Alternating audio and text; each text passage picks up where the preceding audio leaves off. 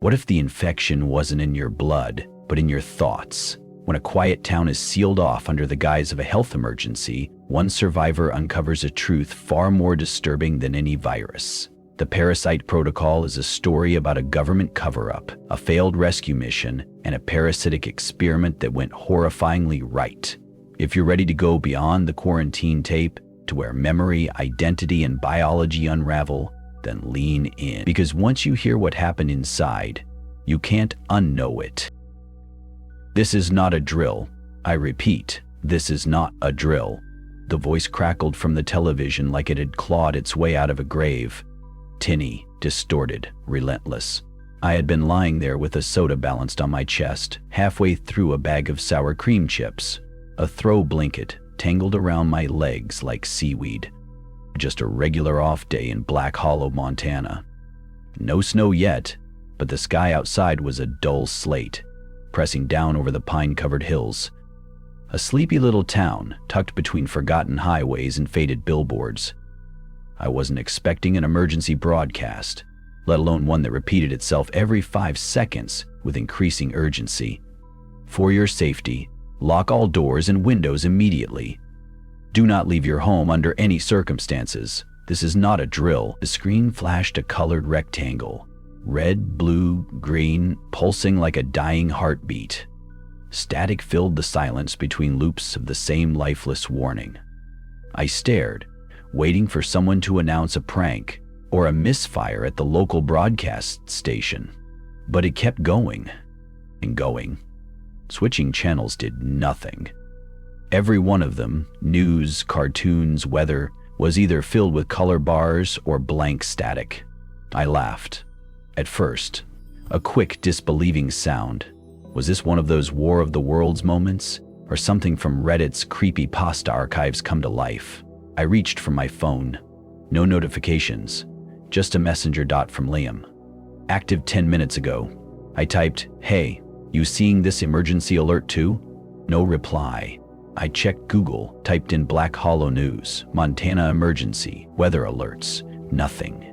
The town didn't even show up in the trending map. No updates, no warnings, as if the rest of the country had simply forgotten this place existed. That's when I heard it. A laugh, short, clipped, like someone stifled a giggle in the back of their throat. It came from outside. Just one beat and then silence. I stood, peered out the side window. Nothing. The cul-de-sac was still, street lamps flickering faint orange. No cars, no pedestrians, no pets. The kind of ghostly stillness that pressed on your skin like humidity. Then, more laughter, this time overlapping, higher pitched, short, not joyful, not human, like a choir of kids imitating a cartoon villain. A scream cut through the air, a woman's voice. It started strong and then stopped. Just dropped out mid-syllable, like someone hit pause. I backed away from the window, heart pounding, moved toward the front door and leaned into the peephole. Nothing. Empty street. Still air. Then, from the side window again, barely a whisper against the glass, came a knock. Not heavy, just persistent. Fingernails brushing lightly. Scratch, scratch, scratch. I took slow steps back toward the window, just enough to peek beyond the edge of the curtain.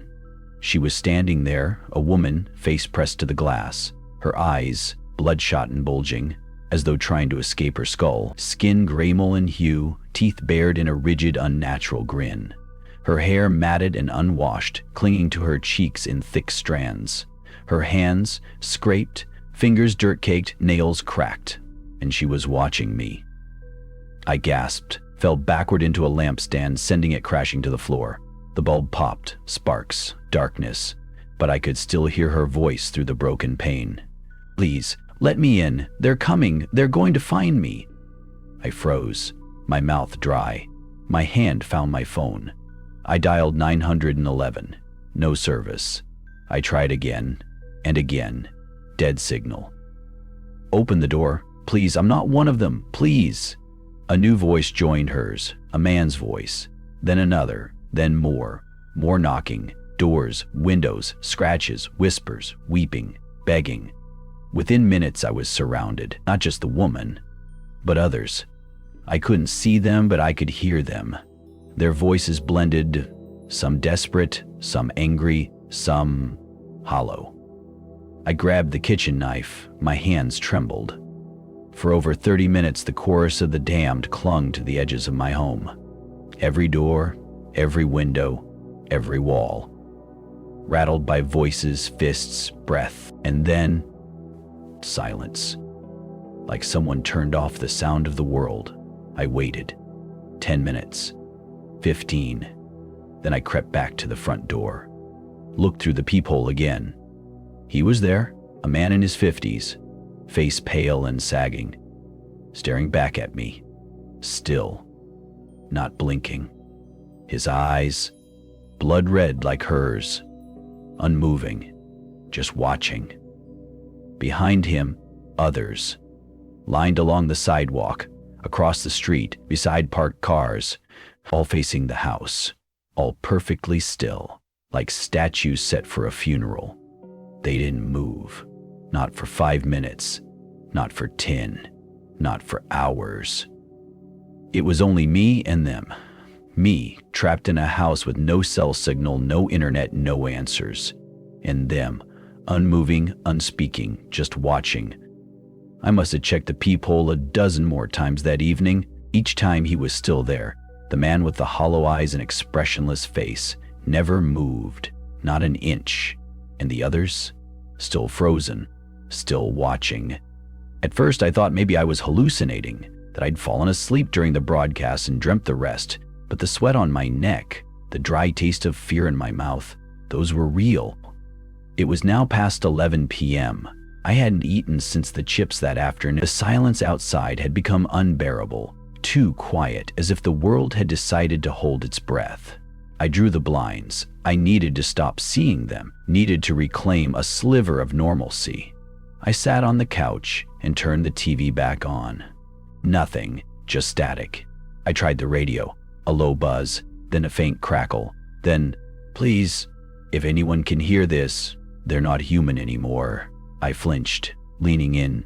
They move when they hear noise.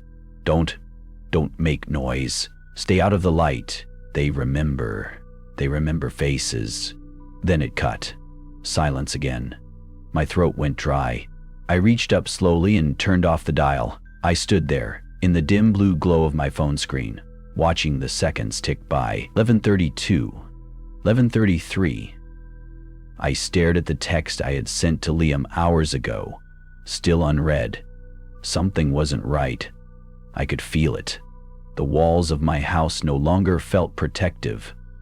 They felt like a glass cage, thin, fragile, and outside were wolves, but not the kind that howled or bared teeth. These ones waited, patiently, silently, obediently, like they were waiting for permission. My fingers tightened around the kitchen knife I had retrieved earlier. I didn't remember picking it up again, but here it was, cold and steady in my grip. I crept toward the window once more, lifted the curtain just a few inches. They were still there, maybe a dozen of them now. A line of people. Men, women, one or two in what looked like hospital gowns, all standing, eyes fixed on my house. But something had changed. They weren't all facing me anymore. Some of them were facing away, toward the sky. That's when I saw it. Above the cul-de-sac, barely visible through the layers of cloud and mist, a faint glow. At first I thought it was the moon, but the light was wrong, too still, too focused. And then it blinked, a single, massive eye, half-lidded in the storm clouds, its iris shifting like oil across water. Watching, observing. My knees went weak. What the hell was this? My hands trembled so hard I nearly dropped the curtain. I stumbled backward, breathing shallow and fast, heart galloping. They weren't just watching me, they were watching it, or worse, being watched through. I ran to the basement door, pulled it open. If they broke in, I needed somewhere else to hide. Someplace dark, small, silent. The basement was damp, colder than I remembered. I closed the door behind me and sat on the bottom step, trying to calm my racing thoughts. That's when I heard it again. A thud from upstairs. No knocking, no scraping, just a single solid thump.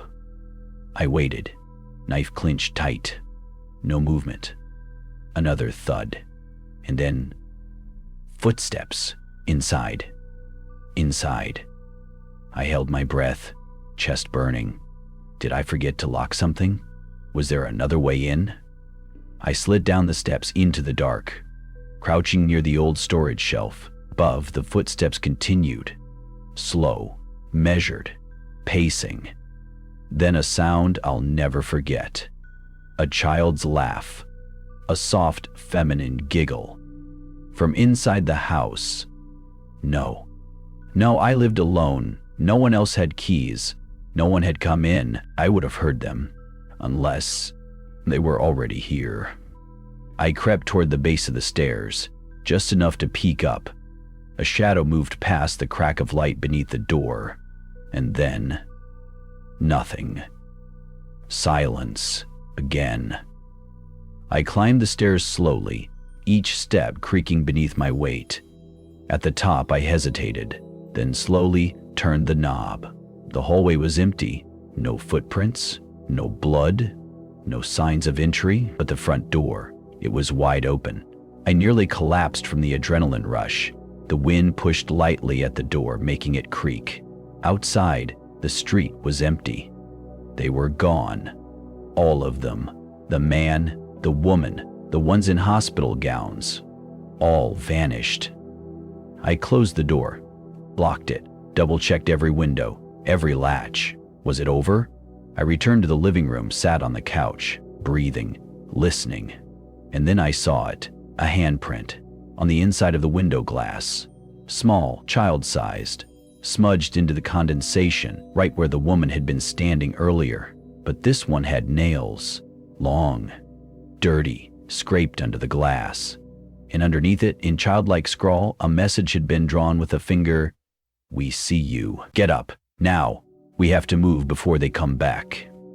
The voice came from right outside the living room window, low, sharp, and unmistakably human. I froze. Still seated on the couch, my eyes locked onto the glass pane where the smeared handprint remained. The fog was beginning to fade, but the words were still visible. "We see you." I hadn't slept. Not a second. Every hour had felt like a siege. Every creak of the floor, every hiss of wind against the windows had my nerves on edge. And now, a voice, one I hadn't heard before. I stood cautiously, knife still clutched in one hand, and peeked through the side of the curtain. There were two figures crouched just beneath the window line. One male, older, broad shoulders, a makeshift backpack slung across his frame. The other, a woman, alert and poised, her eyes scanning the empty street like a soldier tracking snipers. She held a hatchet in one gloved hand. The woman looked up. She locked eyes with me through the slit in the blinds. "We're not infected, not yet. If you stay here, you'll die. Do you understand?" Something about her tone snapped me out of paralysis. I stumbled back from the window, uncertain whether to run or hide. Then the man's voice. "They'll be back soon. You saw them, didn't you? They always come back." I hesitated. The front door was still bolted, the chain dangling limply. My mind screamed, "Don't open it." But my legs moved anyway. I cracked the door open just an inch, enough for my voice to reach through. "How do I know you're not one of them?" The woman stepped into view, closer now. Auburn hair tied back, dark rings under her eyes, but her stare was resolute. She looked real, exhausted but real. "Because if we were one of them," she said, raising the hatchet slightly, "you'd already be dead." I opened the door. Only a sliver at first, then wider. I stayed behind it, the knife hidden behind my back. "What's your name?" I asked. "Angela," she replied. "And this is Travis." The man gave a single nod. His face was pale, jaw clenched tight. "I'm Ethan," I said. "What the hell is going on out there?" Angela didn't answer. She just motioned behind her. "Not now. You want answers? They'll have to wait. Grab what you need. We're heading to the gas station." Why the gas station? Because that's where our scout's waiting, Travis answered. And because it's got food, cover, and a basement if we're lucky. And if we're not, then we die quicker than we would sitting on your damn couch. They weren't armed with guns, just a hatchet and a baseball bat. No body armor, no radios, but something told me they'd survive long enough to be worth following. I grabbed my coat, a flashlight, the largest kitchen knife I owned, and a handful of energy bars. My phone was still useless, but I took it anyway. Habit. Before leaving, I locked the front door again and tucked the key beneath the planter, just in case. Smart, Angela said, noticing. You might need this place again. We moved fast, staying low between abandoned cars and hedges. The streets looked even more surreal in daylight. Shadows from the overcast sky warped the angles of houses, and in the distance, I could still make out trails of footprints. Hundreds of them, like an invisible parade, had passed through. Some of them ended abruptly, mid-stride. As we reached the main road, Angela whispered, "Keep your eyes up, and whatever you do, don't look directly at the ones that don't move." Why? I asked. Because some of them aren't really standing still. We didn't talk much after that. The gas station came into view. A rundown Sinclair with a faded dinosaur logo above the pumps. One of the windows had been broken from the inside.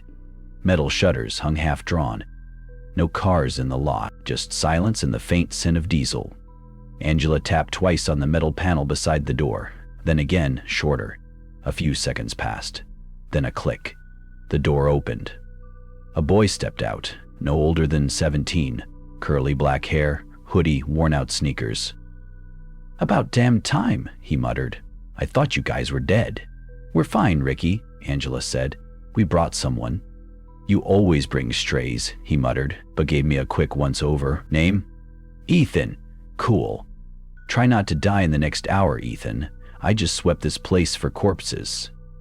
The gas station interior was a wreck. Shelves overturned, snack bags trampled, soda pooling under shattered glass. But it was dry, and it smelled like indoors, which, right now, was priceless. Ricky showed me the back room where they'd made a makeshift base. Flashlights, empty water jugs, an old CB radio that only hissed static. "You said there was a scout?" I asked. Angela nodded. "Ricky's the scout. He's a kid, and he's kept us alive for 3 days straight." Ricky sat down near the window. 3 more than most. Travis, silent until now, leaned against the wall, sweat dripping down his temple. Angela noticed. "You good?" "Just a headache. I'll sit down a bit." I watched him. There was something off about his posture. His jaw was clenched, but not from pain, more like he was fighting something. His hands twitched occasionally. His pupils were dilated. Ricky leaned into me and whispered, "He's been like that since yesterday." "Has he shown signs?" No talking to himself, no glassy stare, yet. We all knew what he meant. The infected ones didn't always come in screaming or snarling. Sometimes they just stood, silent, until something flipped inside them. Angela placed her hand on Travis's shoulder. "Rest. We'll sort supplies."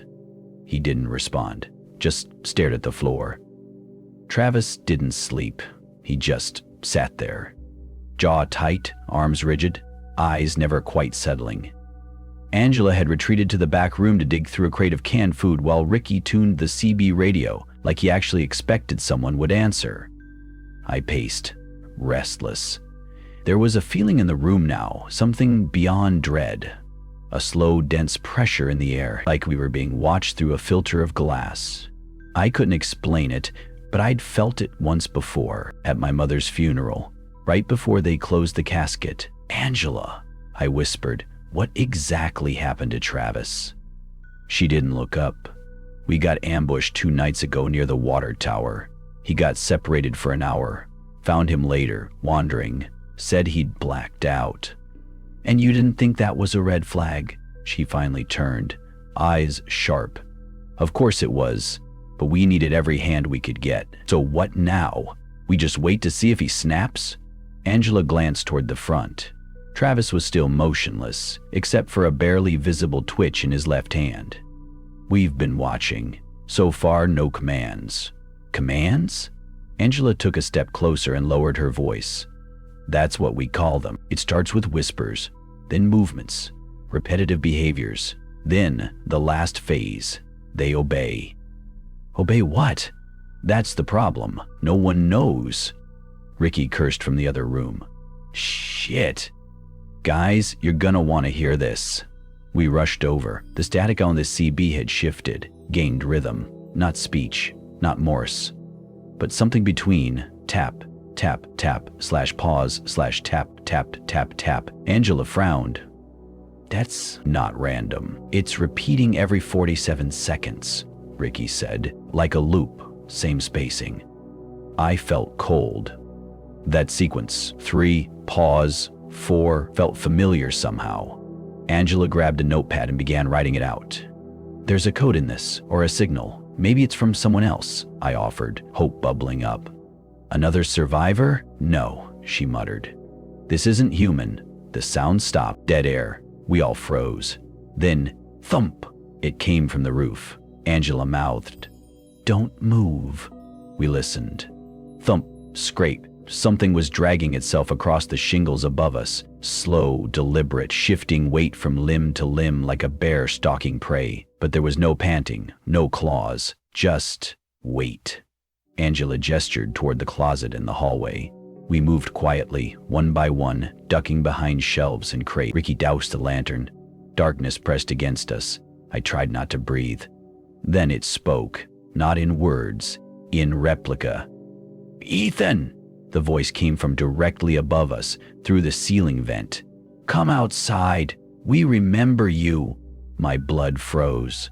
The voice, it was my mother's, but warped, gurgled, slowed down like a tape underwater. She'd been dead for 7 years. Angela looked at me, eyes wide. "Do not respond." "She's dead," I whispered. "That voice, how does it know?" "It knows everything we fear." We waited, breath held. Scrape, thump. Then, silence. 5 full minutes passed before Ricky dared relight the lantern. The roof was still. The radio silent. Angela sat down heavily.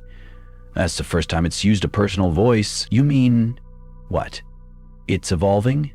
Or it's found someone new to mimic?" She looked straight at me. Later that night, while Angela kept watch, I couldn't sleep. Travis hadn't moved for hours, until I saw him blink. Once, then twice, then a slow turn of the neck. He looked straight at me and whispered, "They're almost ready." My chest tightened. "Travis?" But he didn't answer. His head tilted to the side, eyes unfocused. Then he reached into his coat and pulled out a folded sheet of paper. Worn, water-damaged, he handed it to me with trembling fingers, then collapsed. I opened the note. It was a map, crude, drawn in pencil. A circled X over a nearby county park, Black Hollow Forest. And beside it, just 2 words. Hatch site. Angela ran over, checked his pulse. He's breathing, but just barely.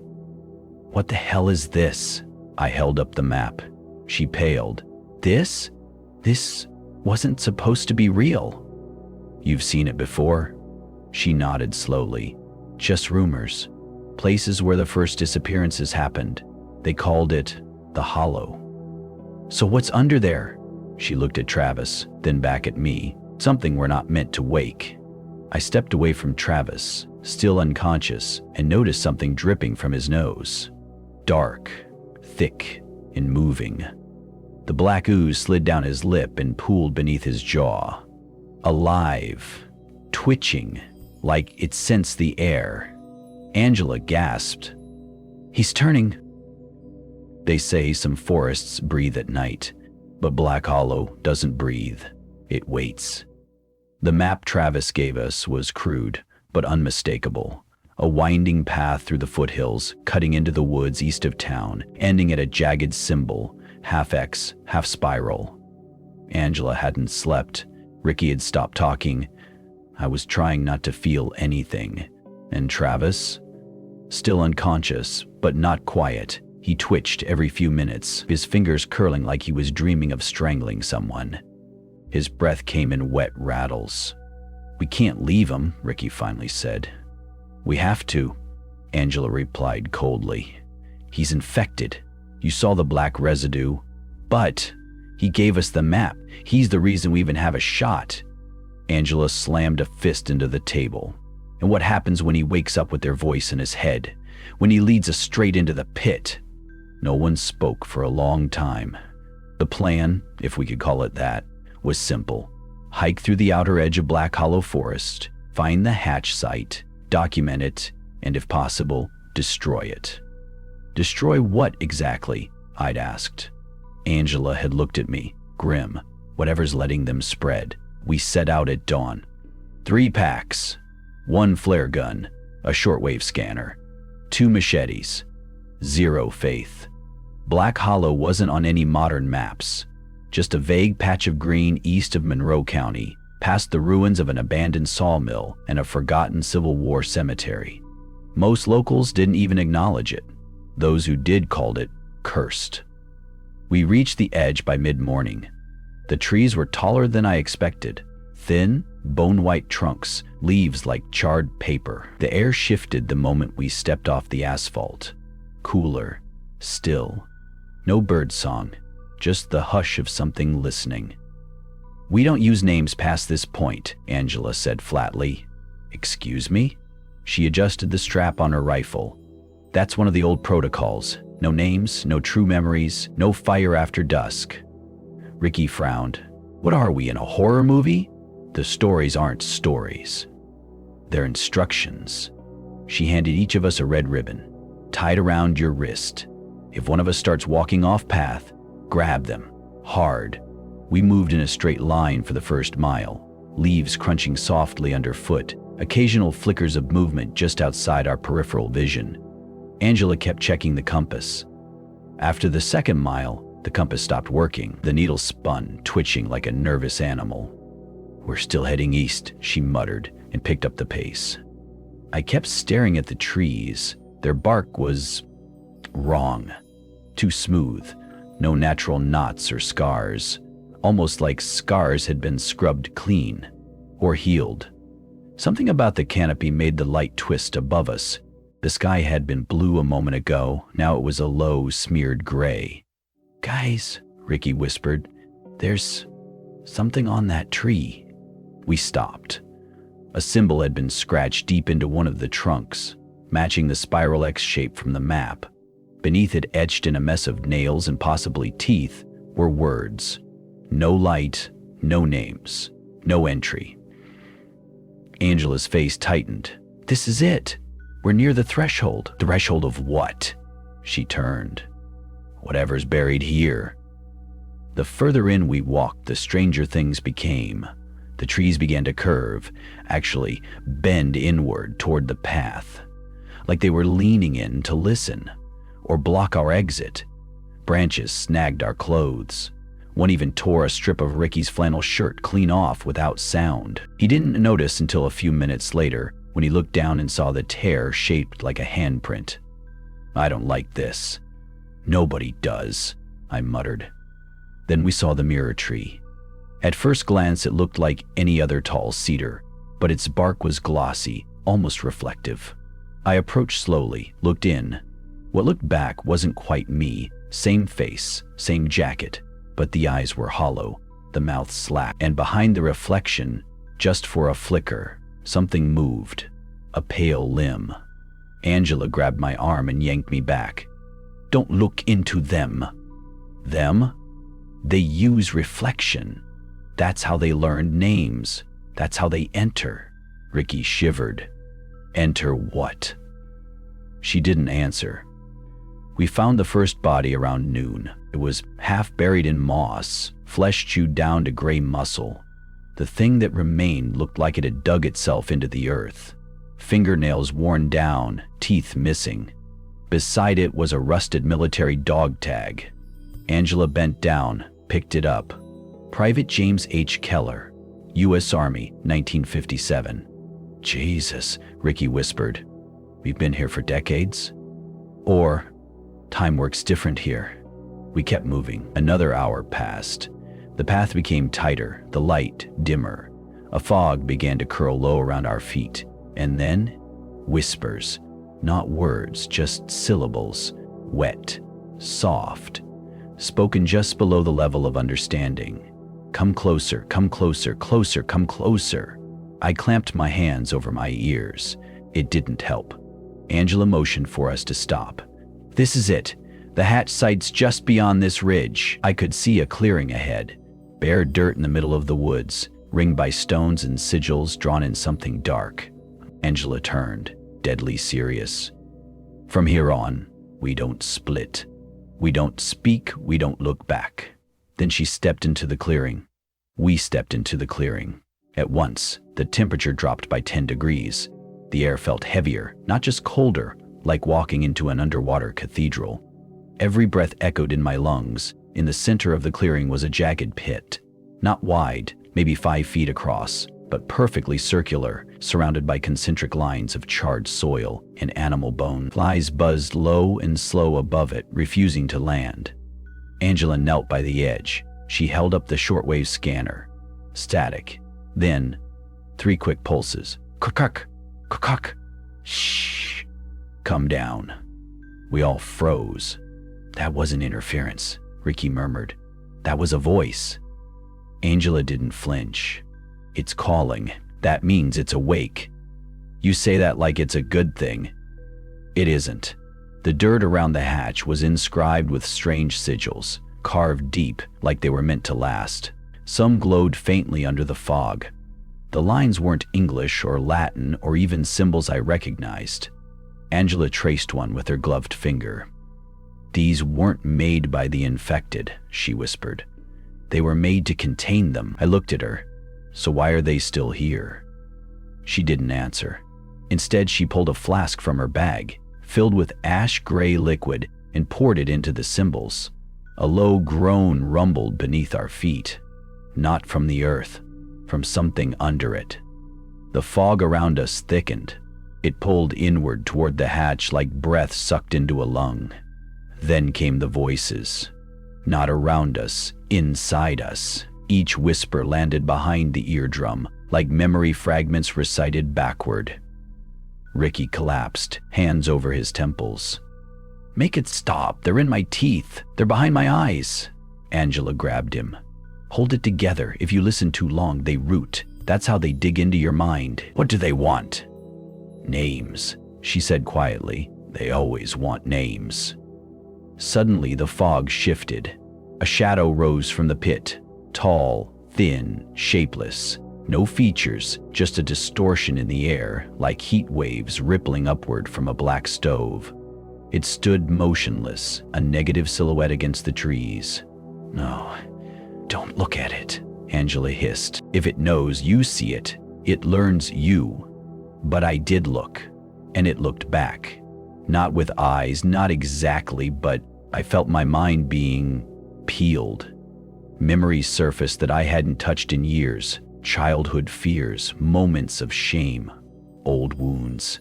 It lingered on one image in particular, a hospital bed. My sister's pale face. The last words I said to her, too cold, too final. Then the shadow tilted, like nodding. It knew. Angela tossed the flask toward it. The contents erupted in a flash of blue flame, searing through the fog.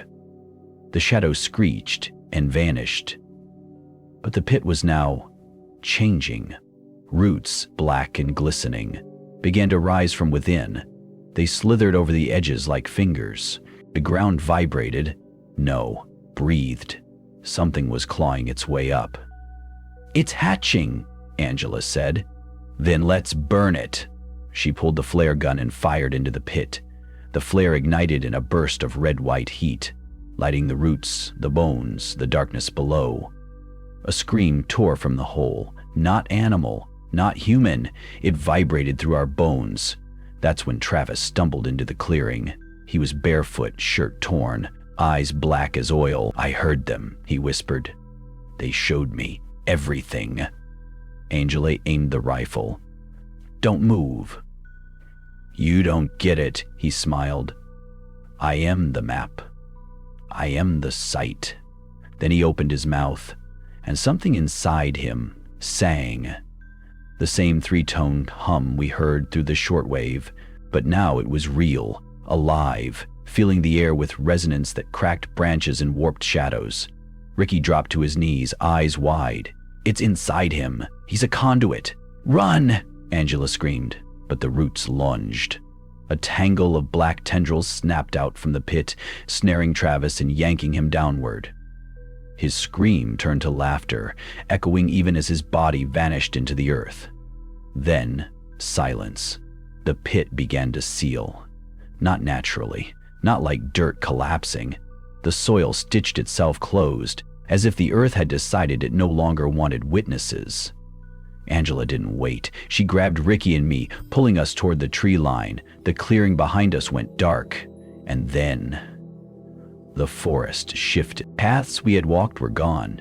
Trees stood where open space had been. Fog rolled up like walls. Our red ribbons had gone black. We were no longer in Black Hollow. We were beneath it. I didn't notice my breath until it came out black. It hovered in the air, not vapor, not smoke, just wrong, as if something else was exhaling through me. For a long moment, none of us spoke.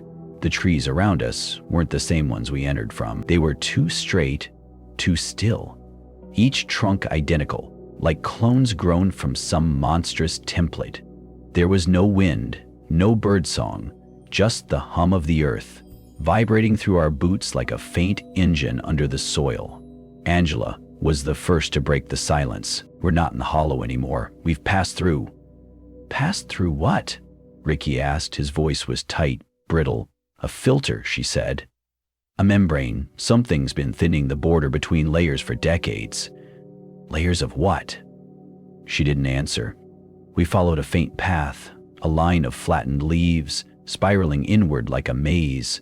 The trees pressed closer as we moved, their bark slick and black-veined, like they were pulsing with oil. At some point, I realized we were descending. Not downhill, downward. The forest itself sank, layer by layer, and with each step, the light above us grew fainter.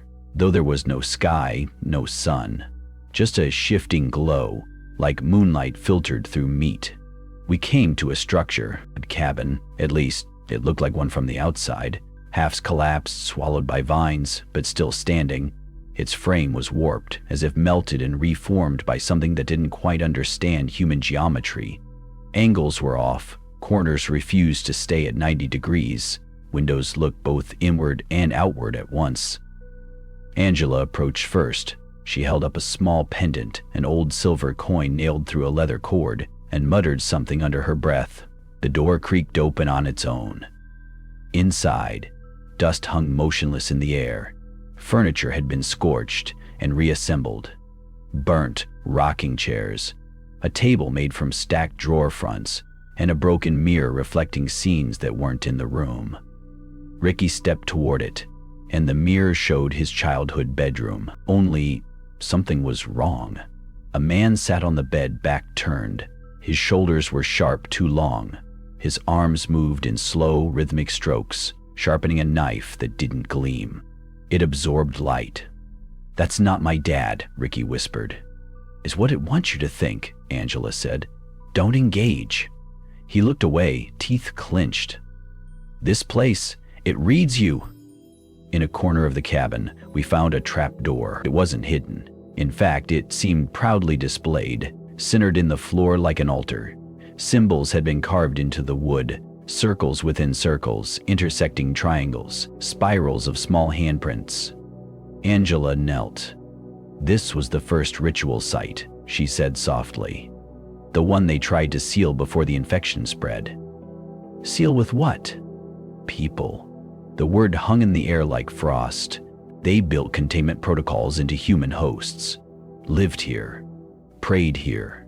Died here. "You mean like infected priests? Not infected, sacrificed." She opened the trap door. Below was a stone chamber, dry and choked with stale incense. The air reeked of old blood and cedar ash. Every inch of the walls had been carved with overlapping names, dozens, hundreds, scratched until the stone cracked. Names again, Ricky muttered. They feed it, or bind it, Angela said. Maybe both. Whose names are these? She held her breath. I think some of them are ours. She pointed. There it was. Will Jameson, carved in jerking, uneven slashes. I took a step back. Ricky turned and found his name too. Ricky Marshall. Smaller, but there.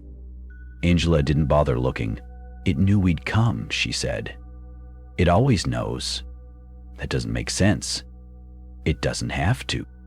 But if it wrote our names before we came here, then this place isn't just beneath the forest, she said slowly. It's beneath time. We didn't know what else to do but go deeper. The stairwell was carved from the earth itself. No wood, no stone, just packed soil, firm and dry, etched with more symbols. As we descended, I felt a pressure build in my skull, like something behind my eyes was listening. Then I heard it.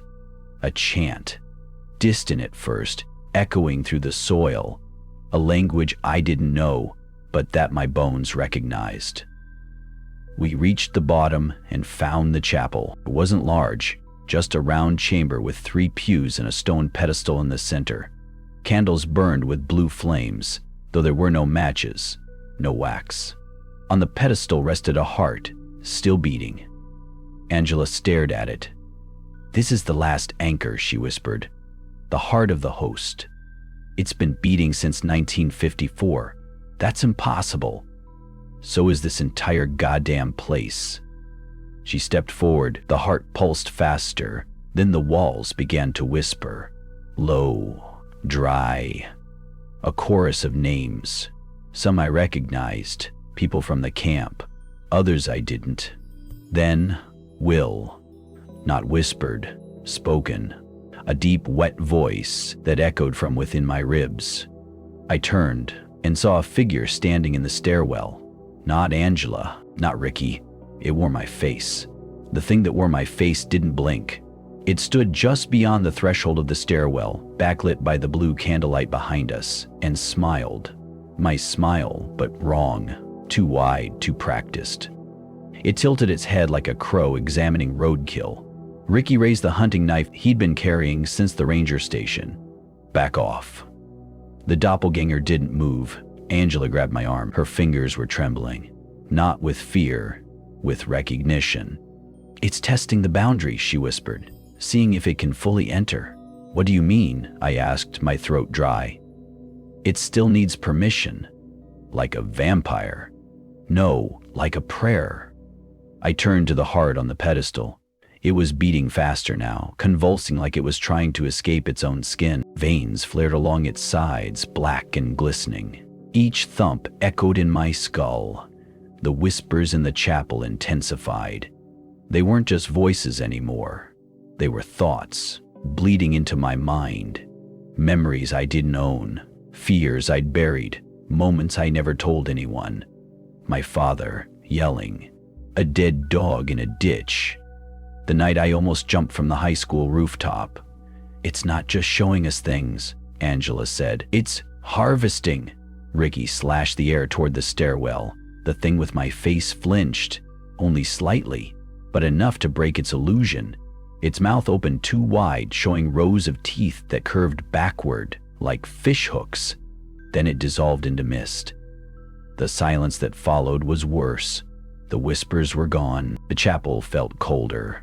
Angela stepped forward and did something I didn't expect. She placed her hand gently on the heart. Don't, I said. What if it? This is the anchor, she said. It's what the whole ritual's tied to. You said it was still alive. It is. Then whose heart is it? She didn't answer, but I saw it in her eyes. Hers. Some version of her. A prior self. A failed host. Or a twin offered in sacrifice long ago. Something the ritual took, but didn't fully consume. You knew this would happen, I said. No, she whispered. But I remembered it. Once I touched it. Angela began murmuring a chant, The same guttural cadence we heard earlier. Her voice shifted, lower, more rhythmic, like it belonged to the walls instead of her. The candlelight flickered. A crack appeared in the wall behind the pedestal. The stones breathed. That's the only way to describe it. Like lungs hidden behind centuries of mortar were expanding. The heart stopped beating, just for a second, and then it burst. Black liquid sprayed outward, evaporating before it touched us, leaving behind only ash. And a hole in the wall. Not a passage, not a doorway, a void. We stared into it. There was movement inside. Not creatures, not shadows. Places. I saw a hospital hallway, a child's bedroom, a church submerged underwater, the hollow, burning. Then, nothing. It's a fracture, Angela said. The ritual collapsed its own containment. It's leaking realities. Then we need to get out. No, she said. We need to go deeper. You're out of your mind. Will, this isn't about surviving anymore. It's about sealing it before it spreads. And how do we even know it can be sealed? She looked at me with something close to guilt. Because we've done it before. The crack widened, and we felt it pulling. Ricky screamed suddenly, dropping to his knees. His eyes rolled back, and he began reciting names. Sister Bernadine, Samuel Lott, Francis Holloway, Angela Reed, William Jameson, Angela Reed, Angela Reed. Angela Reed. He's infected, I shouted. It got in. Angela reached into her coat and pulled out a syringe filled with a thick gold liquid. She jabbed it into Ricky's neck. He spasmed, then collapsed. The chanting stopped. What the hell was that? Counter serum, she said, based on the original inhibitor strain. It won't cure him, just buy us time. I stared at Ricky, unconscious and twitching. How long until he turns? Depends how deep we go. We carried Ricky between us as we passed through the fracture. The moment we stepped through, the world changed. The ground became black glass, smooth but cracked. Overhead was a sky with no stars. Only a red moon pulsing like a heartbeat. Buildings rose around us. Not modern ones. Old colonial architecture twisted with bioorganic growth. Windows blinked. Doors sighed open and shut. The entire landscape felt wrongly remembered, as if it had been stitched together by someone who had only heard stories about the real world. This is where it nests, Angela said. The realm it draws power from, built from stolen memories. Then where the hell are we? Not in America anymore. We reached a spire at the city's center. Its base was made of bones, human, stacked like bricks. At its peak was a mirror, cracked down the center, reflecting each of us, but not quite right. Angela's reflection was pregnant. Ricky's had no mouth. Mine looked normal, too normal. That's when I understood. This is where it chooses hosts, I said. Yes, and one of us is already chosen. Angela turned to me slowly. Her pupils were gone, replaced by a pulsing black ring, spinning inward like a whirlpool. Will, she said in a voice that wasn't hers anymore, it's your turn. There were two of me now, one screaming, one watching. The world was falling apart. I don't mean metaphorically, I mean the actual seams of reality. Gravity, color, sound had begun to unravel like soaked fabric. Time didn't move in lines anymore. It looped like bad tape in an old camcorder. Every few steps, we would pass the same lamppost, the same puddle, the same dead bird twitching in place. Ricky was getting worse. His skin had turned waxy, veined with black threads. We didn't say it aloud, but both of us knew he wouldn't stay Ricky for much longer. Angela wasn't Angela anymore. Not fully. She walked ahead barefoot, chanting under her breath in a language I didn't understand, but remembered like I had heard it in the womb, or in a dream so old it had eroded into instinct. We followed her through the corridor of selves. The corridor wasn't physical, it was made of mirrors, not hanging, but hovering, each pane a window into versions of us that had almost existed. In one, I saw myself as a priest, drenched in blood. In another, I was 12, sobbing at a grave that wasn't there. Each reflection looked at me, aware, and they were closer each time. Angela didn't look. Ricky couldn't. I did, and I paid for it. One mirror shattered as we passed, and a version of me stepped out. It was older, sharper. In its hands, it held a length of barbed wire. "You could have been this," it said, "if you'd let them die sooner. You're not real." "I'm more real than you, parasite." It lunged. I wrestled it into the ground, but it fought with my exact moves. My weight, my speed, my strength. A perfect match. A mirror of violence. Angela didn't turn around. Instead, she whispered something into the void, and the mirror reformed, sucking the creature back inside like breath on cold glass. She looked back at me and smiled. "You shouldn't linger near the brakes. They bite." We kept walking. The corridor gave way to an open rotunda, an impossibly wide dome with no ceiling. In its center was a pillar of light, but not white light. It was the color of absence, the color your eyes invent when you stare at the sun too long. Around the pillar, figures knelt in prayer. They didn't look up. Their faces were erased, as if forgotten mid-dream. They chanted something that echoed backward, words unspoken, but already heard. Angela joined them. She dropped to her knees and pressed her forehead to the floor. Ricky began convulsing again. I stood frozen, unsure whether I should run, or one of the faceless figures turned. It didn't move like a human. It unfolded, joints bending wrong, rising like a spider reassembling itself. Its head tilted at me. Its body was shaped like a man, but it wore my voice. "William, son of Esther, echo of Hollow. What are you?" "I'm the part you denied, the one they left outside. The part that remembers what the protocol really was." My mouth went dry. They told us it was containment, a medical accident, quarantine. It was none of those things. Then what was it? A trade. Angela rose. Her eyes had gone fully black, no whites remaining, but her voice was calm, measured. Then what was? The offering, the original one, the child in 1954. It wasn't meant to be saved, it was meant to be kept alive. Forever. She walked to the pillar. "This is where it sleeps, and dreams of us." Ricky screamed as black veins burst through his skin.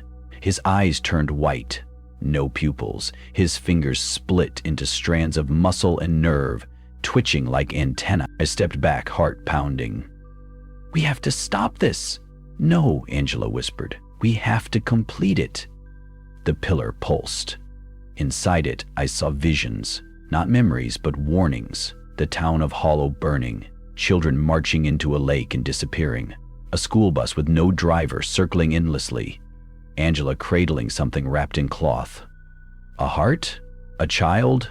A bomb? My own face twisted in grief, holding a black stone to my chest. Then silence. The pillar cracked, the light bent, and something began stepping out. The pillar cracked, the light bent, and something began stepping out. It wasn't a body. It was a presence, assembling itself from the air, thread by thread, like reality being rewoven with the wrong pattern. First came a hum, low and pulsing. Then came the shadow not cast by the light, but from within it. And then the shape. At first it resembled a human. Then it didn't. The bones were too long, the joints bent twice. The face, no, not a face, but a mirror reflecting whatever terrified you most. In mine, I saw a hospital hallway, an empty crib, a name tag burned to ash. Angela dropped to her knees again. Ricky didn't scream anymore. He sighed, long and soft, like the last breath of someone who had finally let go, and I realized what he had become. Not a host, not a victim, a vessel. "It remembers us," Angela said quietly. It remembers everything we forgot to fear. I couldn't move. The presence in the pillar turned its gaze to me. It didn't speak. Not aloud, but inside my head a voice bloomed, as though planted in soil soaked with grief. You are the end of a promise made in desperation. You are the mouth through which the debt is repaid. The rotunda trembled, cracks spidered across the dome.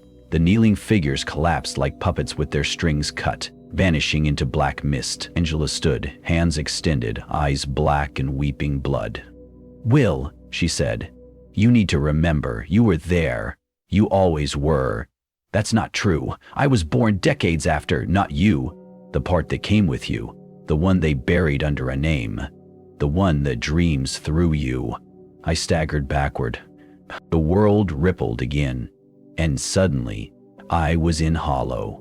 The rotunda flickered into the outline of a child's bedroom, lit only by a flickering nightlight. I stood in the corner, watching a woman humming softly as she tucked a child into bed. On the wall, a hand-drawn picture of a creature with too many limbs. On the dresser, a photo of Sheriff Danvers. On the child's forehead, a small glowing sigil drawn in something that looked like ink or blood. Then the door creaked open and he entered, the creature from the pillar. But this time, it wore a face. Mine. And the child whispered, "I remember now." I jolted back into the rotunda. I was screaming. So was the thing in the light. But its scream was layered, like 1,000 voices crying from a hole in time. Angela approached, her voice cracked but steady. "We're at the threshold. You have a choice, Will." "What choice?" "Either you let the ritual finish, or you take its place." "I don't understand." "You do. You feel it. That thing inside you. It was always part of the equation. You were born as balance. The system can't close until you decide." I looked at Ricky.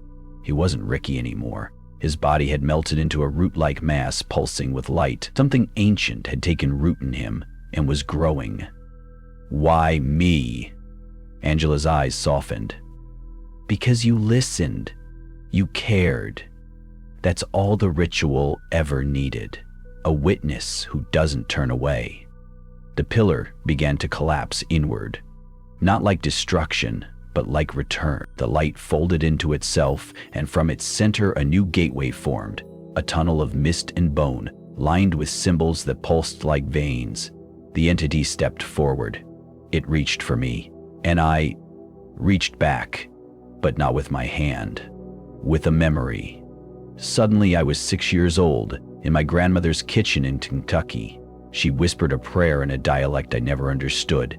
She held a book, old, leather-bound, bound in wire, and told me, "Some things speak only when you bleed." That same book was now in my hand, pages flipping on their own, blood dripping onto the floor. The debt is remembered. The offering must choose. Angela watched. "What do you see?" I stared into the creature's eyes, and I saw my mother holding me and whispering, "I'm sorry we kept this from you." The Hollow Town Council, standing in a circle, chanting names. The original child from 1954, still alive, still burning inside the ritual, still dreaming of release. "I see everything," I whispered, "and I know what I have to do." I turned to Angela. "Ricky can't survive this." "But I might. I'm still me." She stepped forward and placed a cold hand on my chest. "Then go." "Where?" "Inward." I closed my eyes.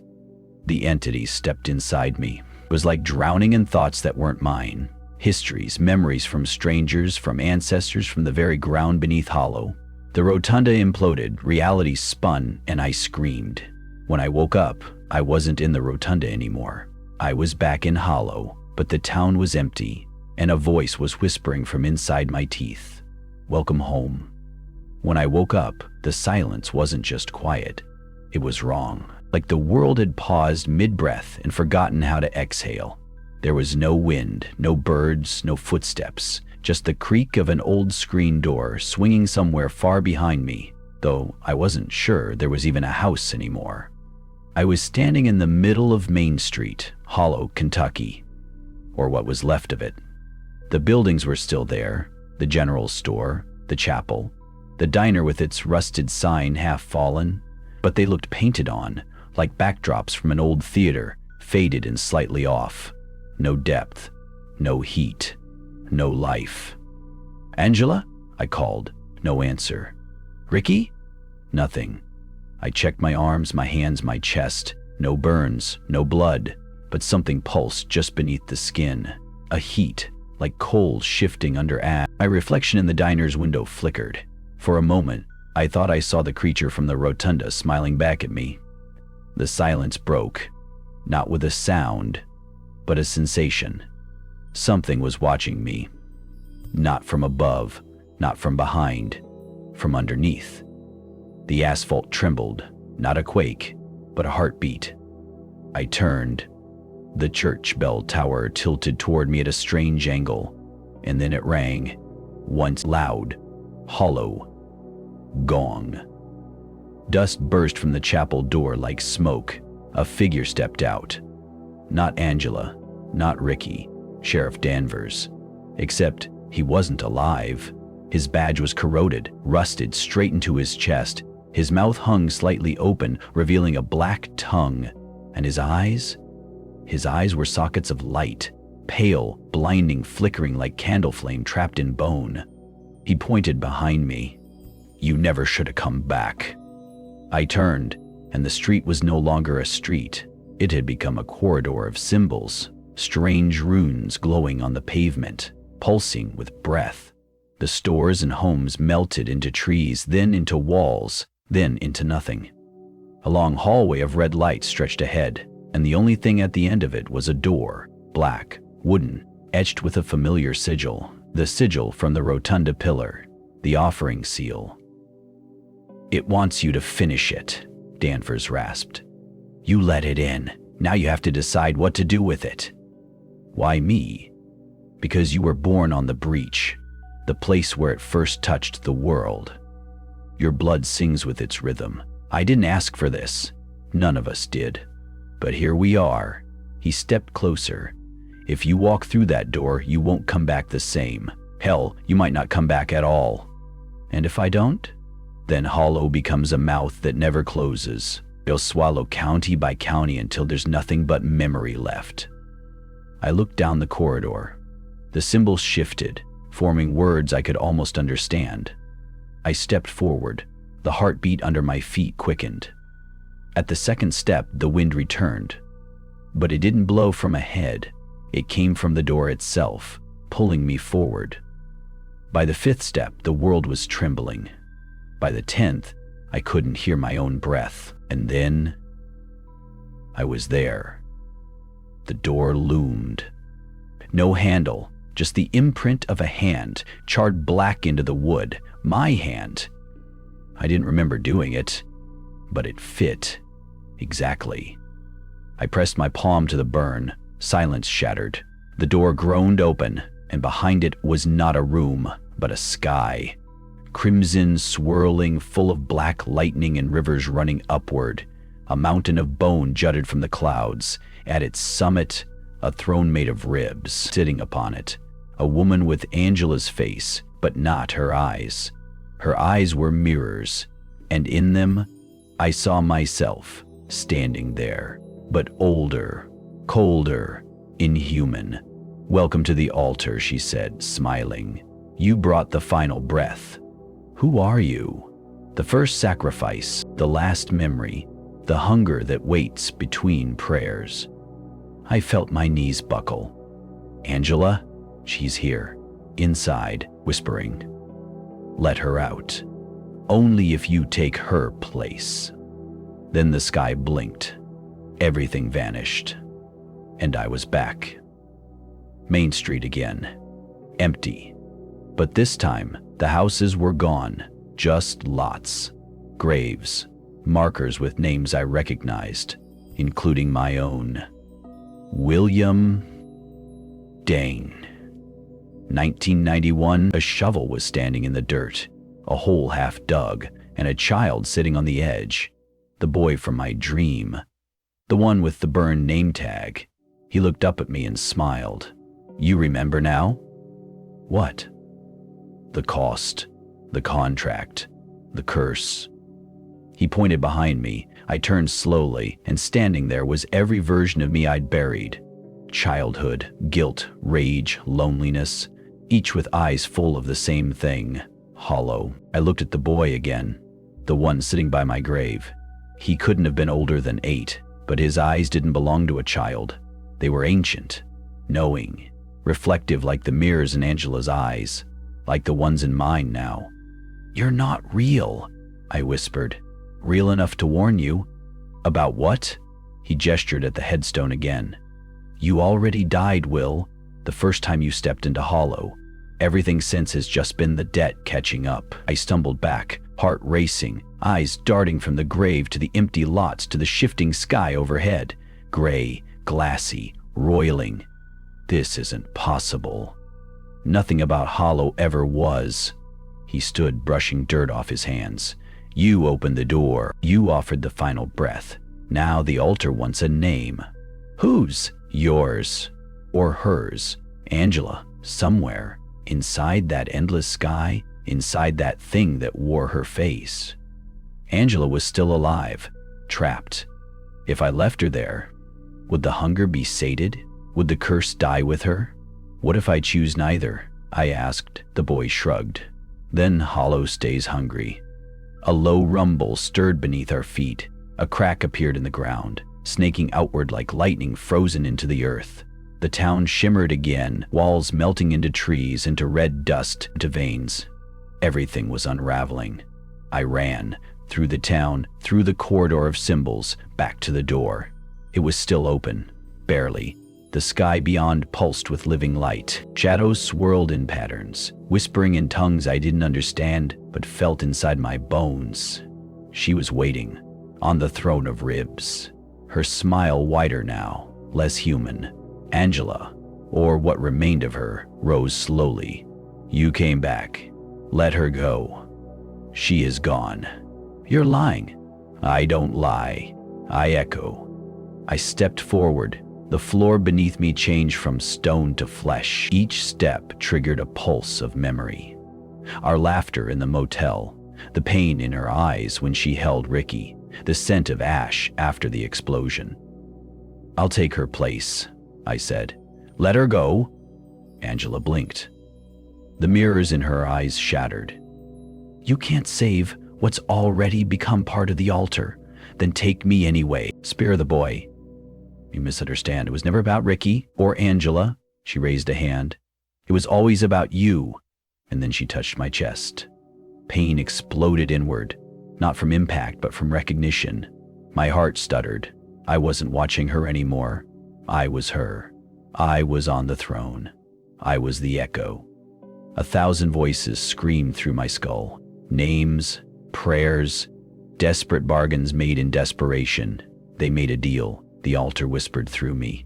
"Your ancestors summoned us. They wanted to escape death. But curses don't expire. They accumulate." Images flared before me. Rituals in barn cellars, sacrifice circles carved into cornfields, masks made of hog skin and iron. Your bloodline is a key. You carry the signature. You're the vault. The throne pulsed, bone cracked. My back arched as my spine fused to it. "Become what you were born to unearth," she said. "No." I reached down into the altar with what remained of me, grasping the last thread of memory that still felt human. Angela. The throne shattered. I collapsed into nothingness. And when I awoke, I was in the forest, alive, gasping, cold sweat, mud under my palms, stars overhead, no sky afire, no throne. Angela was lying beside me, unconscious but breathing. I shook her. "Angela, wake up!" She stirred, moaned, then opened her eyes. Real eyes. No mirrors, just brown and wide and full of tears. "Will, you're okay." She looked around, confused.